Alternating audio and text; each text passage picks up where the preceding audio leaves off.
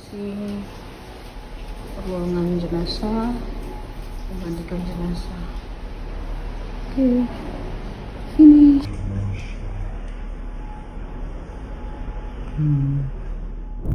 Jadi istri aku bilang, guys, udah ya aku pamit, inilah ruangan aku untuk memandikan jenazah ini, merias jenazah. Tapi di suara itu, di video itu tertangkap ada suara Liri yang bilang sini, sini.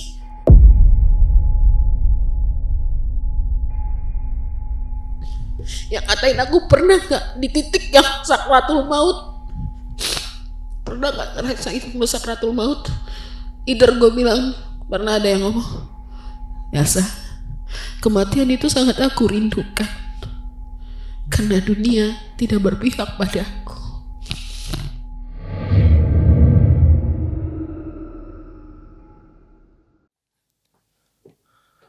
Hai, saya Gino. Selamat datang di podcast horor yang bernama Pasukan Malam. Semakin malam, semakin menakutkan.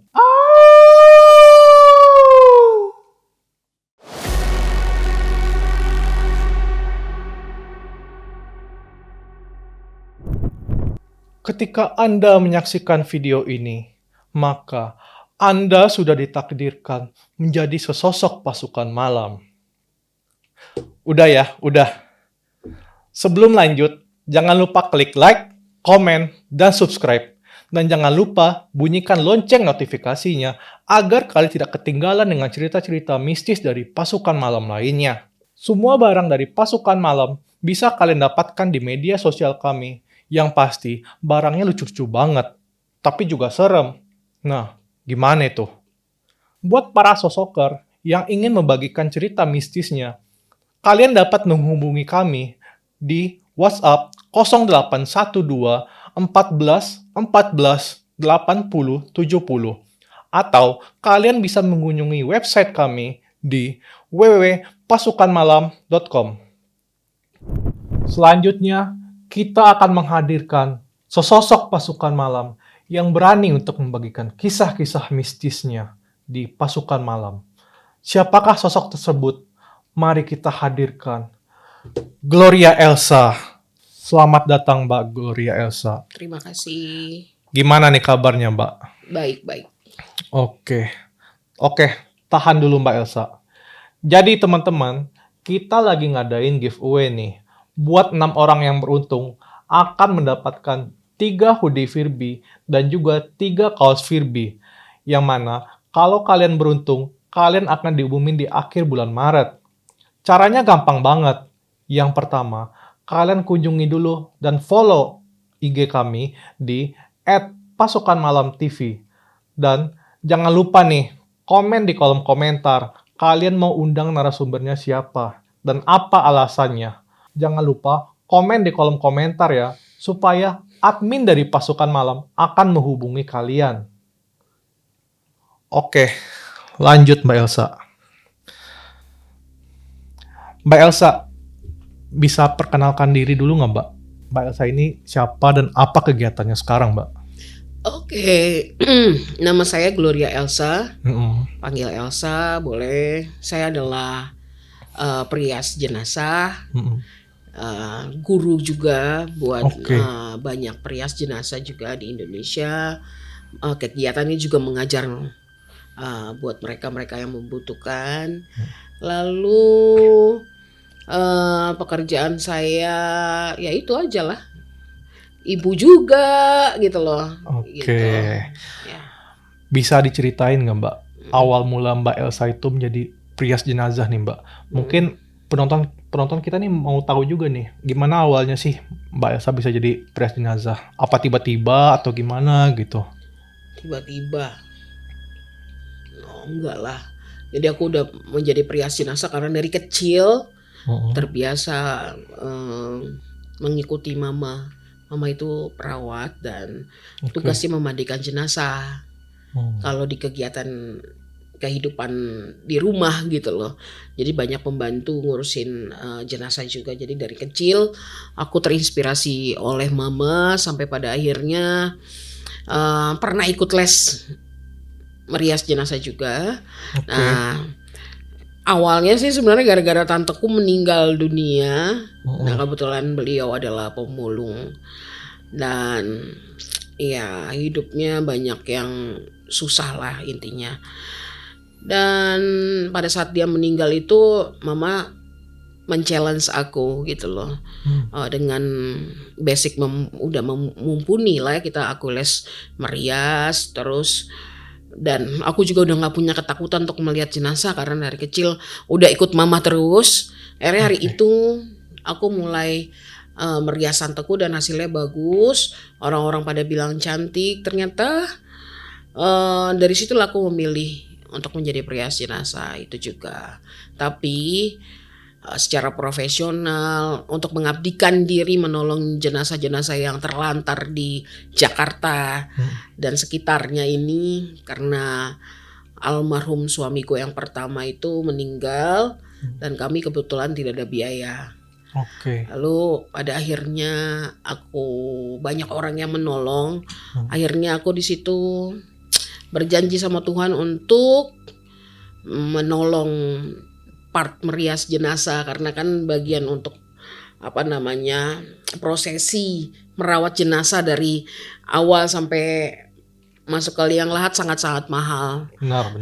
Jadi aku mengambil part merias jenazah atau memandikan jenazah juga supaya sedikit tertolong.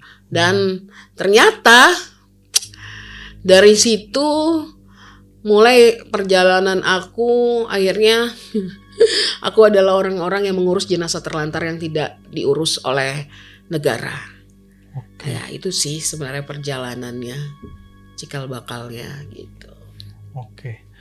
Kalau Mbak Elsa mau ngerias nih, sebenarnya ada ritual khusus nggak sih Mbak sebelum Mbak ngerias seorang jenazah gitu Mbak? Ritual khusus nggak ada sih, tapi kalau berdoa paling mempersiapkan diri itu yang terpenting sih. Tapi ritual itu justru setelah merias jenazah. Jadi ritualnya itu karena aku tahu garam adalah sumber buat menetralisir energi negatif. Kebetulan juga aku punya, kalau aku bilang kebisaan sombong, kalau aku bilang karunia terlalu naif gitu ya. Tapi lahir menjadi seorang perias jenazah ini akhirnya membuat aku sensitif lah gitu loh. Jadi bisa lah mendengarkan suara jenazah sesekali ya. Aku nggak bilang setiap jenazah itu bisa memberikan pesan, tapi sesekali bisa. Dan mulai membiasakan diri kalau abis merias jenazah itu ritualnya mandi pakai air garam atau jeruk purut. Karena aku takut energi negatif yang aku, bukan energi ya, kesensitifan aku pada saat merias jenazah itu nggak ikut aku pada saat pulang. Itu aja sih. Lebih itu ritualnya. Tapi kalau berangkat merias jenazah nggak ada ritual khusus. Iya.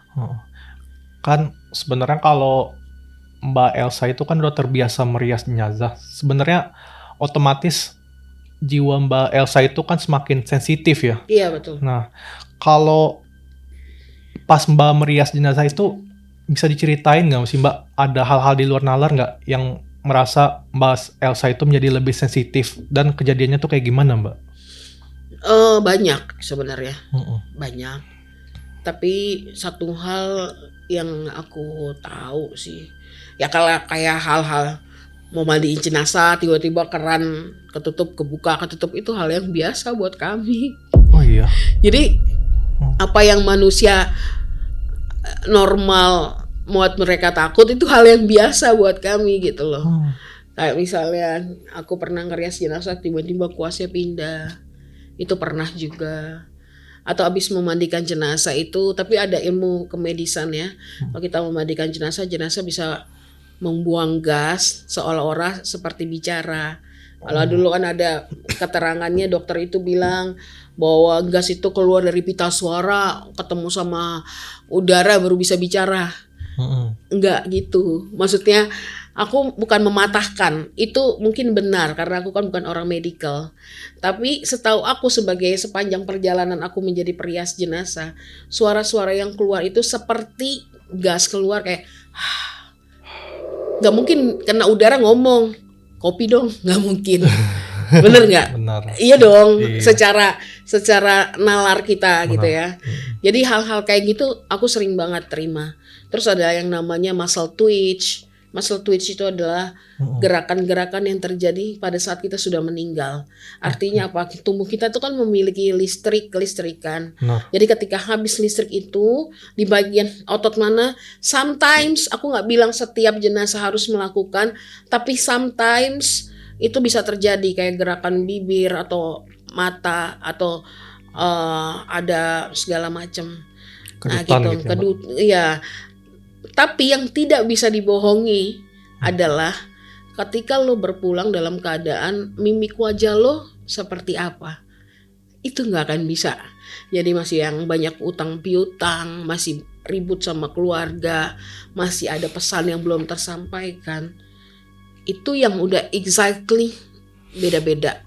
Hal-hal yang kesensitifan aku itu berdampaklah pada saat aku merias jenazah. Banyak hal. Sampai akhirnya aku bisa mendengarkan suara jenazah. Apapun itu, pesannya akan ku sampaikan ke keluarga. Itu sih, lebih banyak itunya. Ya, tapi banyak orang yang masih denial bahwa oh ya usah lebay. Nggak percaya. Nggak gitu. percaya. Tapi dia lebih percaya orang-orang supranatural yang ngaku-ngaku.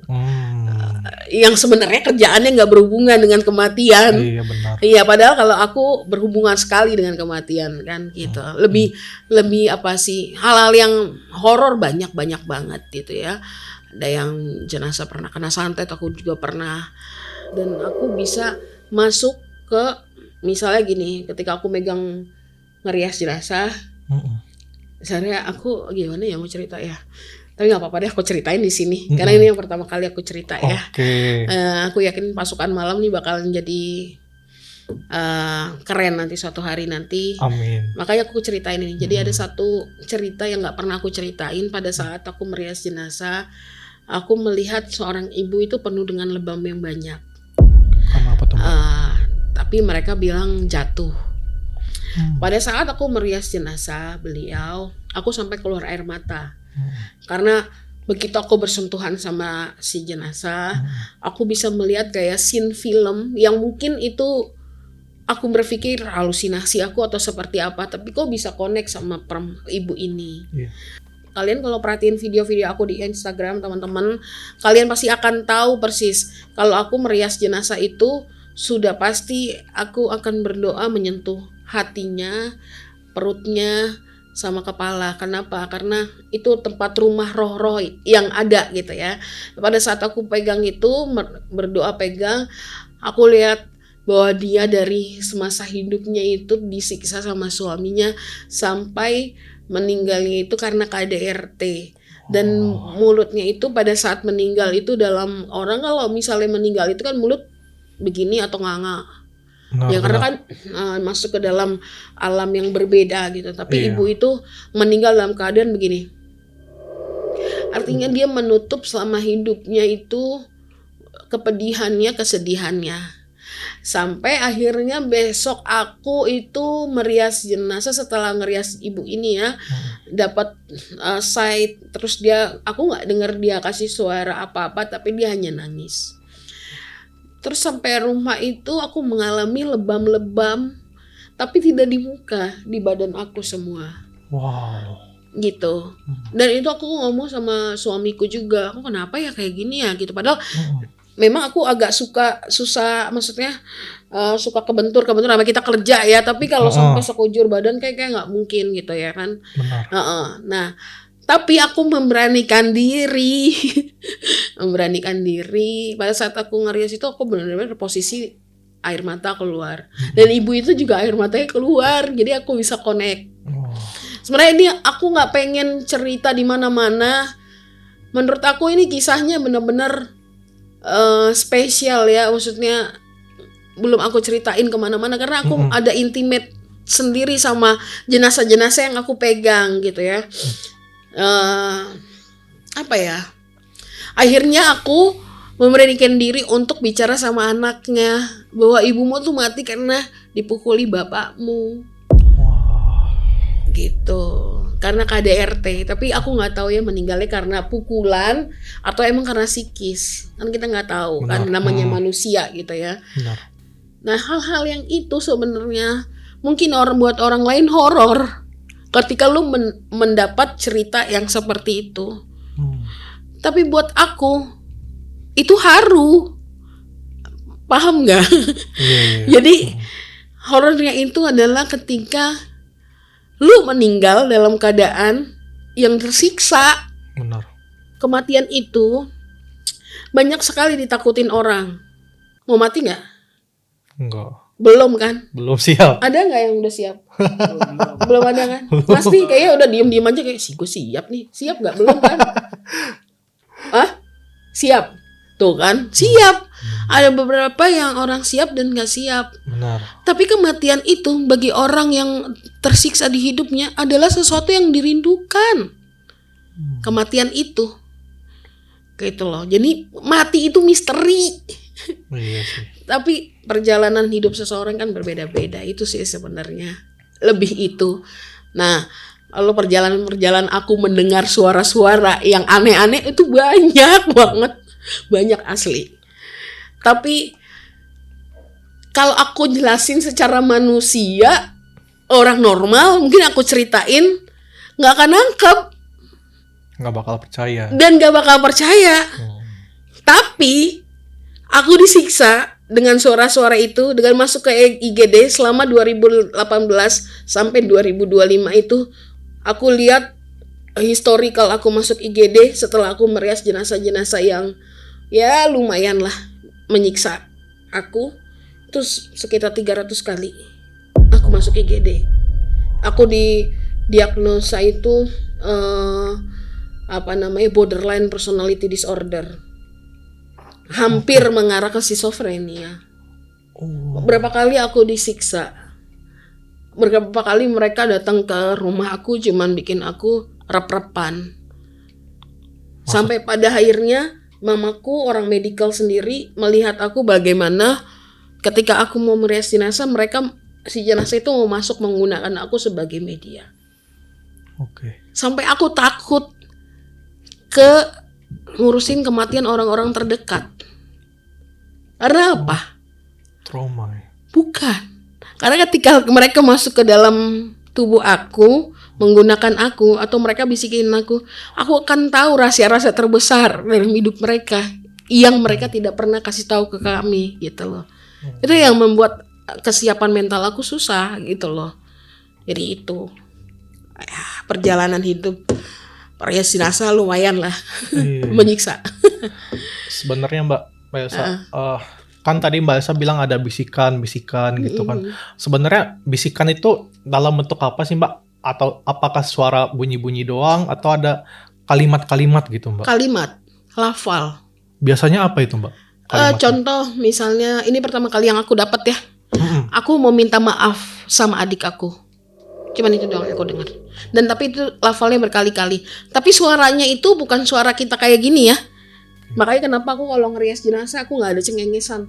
Diem gitu ngurusin jenazah dan karena konsentrasi mendengarkan suara. Dan ini tahun yang kedua aku mengalami jamur di telinga yang nggak sembuh-sembuh.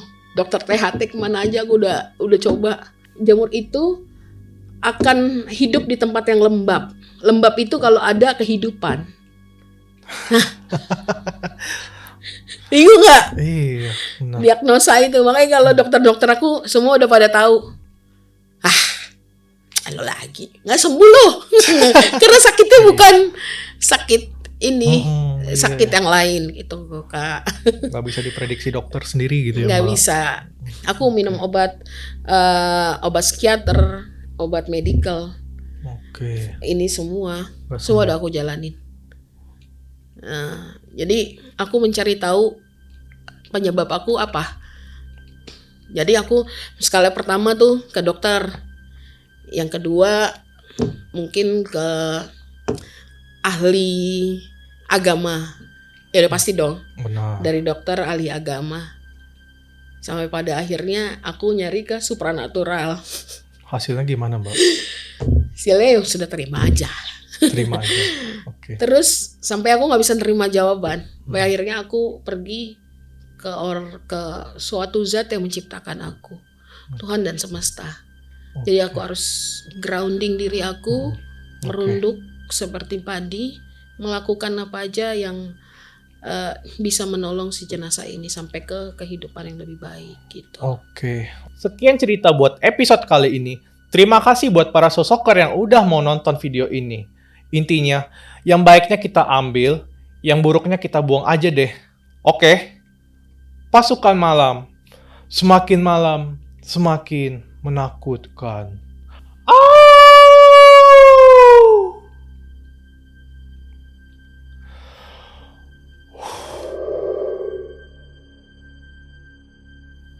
Sedikit banyak orang yang mau bantu, sedikit banget orang yang bisa bantu.